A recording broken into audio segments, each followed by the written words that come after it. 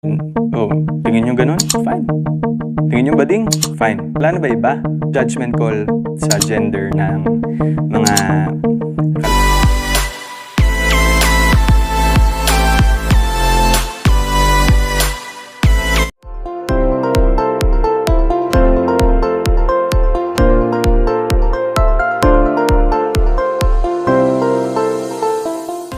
Ang bobobo ninyo ganun ba din final, ano ba yung ba judgmental na gender nga?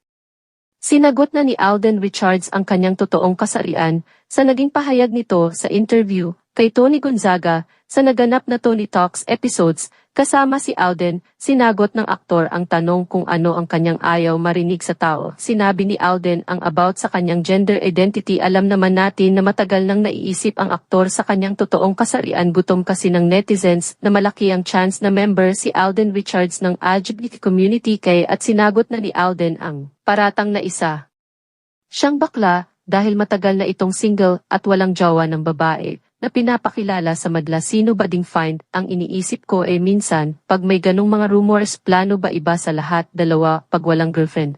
Kasi ganito yung judgment call sa gender ng mga kalalakihan sa industriya natin ang dali just because of that fact. Bata ko pa parang pupunta ba ako sa araw na iyon dahil gusto ko ng mga pulis. I'm alive right now. I'm happy, perfectly happy with what I have been able to do at the moment. I seize every opportunity. Sayang first time for the people who know me. I like being with emo friends and right now especially yung isa.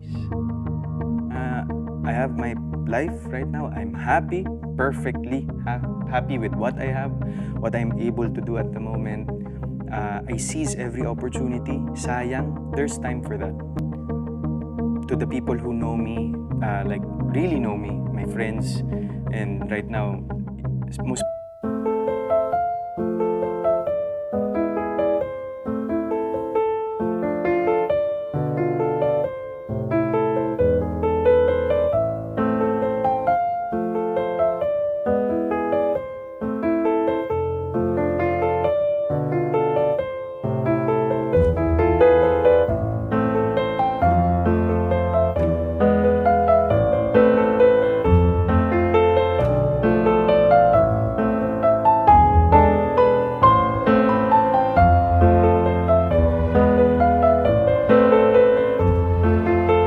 Ano ang masasabi mo sa balitang ito? Comment mo sa ibaba. Huwag kakalimutan subscribe at like ang ating kunting channel.